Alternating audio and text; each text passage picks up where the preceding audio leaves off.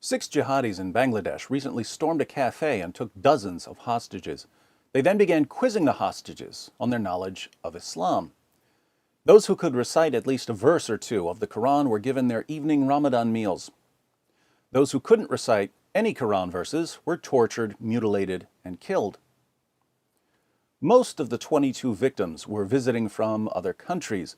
The dead include 9 Italians, 7 Japanese, 4 Bangladeshis, counting the 2 police officers who were killed, 1 Indian, and 1 U.S. citizen. The massacre was part of a series of terrorist attacks carried out during Islam's holiest and deadliest month. If you're like me, you're probably thrilled that Ramadan 2016 is coming to an end so that we can get back to the still massively depressing but nevertheless better than Ramadan levels of Islamic bloodshed and terror. As with most Islamic terrorist attacks, the massacre in Bangladesh is baffling and incomprehensible to Western leaders. In their desperate attempts to explain jihad without going to the Muslim sources, Western politicians and reporters have repeatedly insisted that terrorism is caused by poverty and lack of education.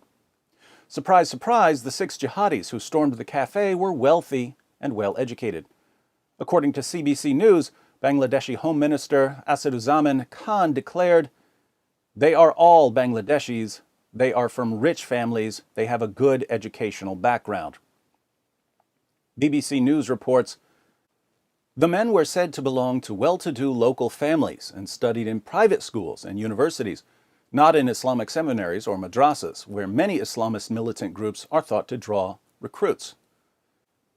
So if these men didn't turn to jihad because of poverty or lack of education, what's left? Climate change?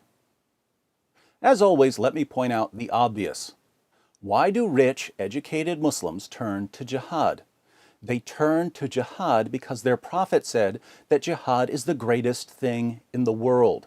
Sahih al-Bukhari 2785. A man came to Allah's messenger and said, "Guide me to such a deed as equals jihad in reward." He replied, "I do not find such a deed." Sahih al-Bukhari 2787. Muhammad said, "Allah guarantees that he will admit the mujahid, the jihadi, in his cause into paradise if he is killed, otherwise he will return him to his home safely with rewards and war booty." Sahih al-Bukhari 2795. The Prophet said, "Nobody who dies and finds good from Allah in the hereafter would wish to come back to this world, even if he were given the whole world and whatever is in it, except the martyr, who, on seeing the superiority of martyrdom, would like to come back to the world and get killed again in Allah's cause." Sahih al-Bukhari 2796. The Prophet said, "A single endeavor of fighting in Allah's cause in the afternoon or in the forenoon is better than all the world and whatever is in it." Sahih al-Bukhari 2797.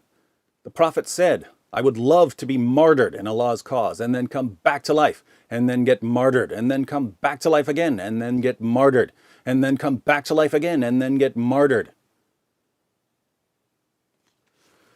What could have convinced 6 wealthy, well-educated young Muslims that even though they have every opportunity in life, there's something better and more important than money or education, namely fighting unbelievers and dying for Allah?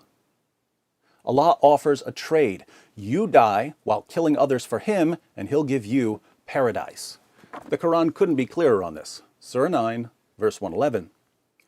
"Verily, Allah has purchased of the believers their lives and their properties for the price that theirs shall be the paradise. They fight in Allah's cause, so they kill others and are killed." Believers kill others and are killed. Does Allah's description of a true believer sound more like your nice Muslim friends or like the jihadis who just killed and got killed in Bangladesh?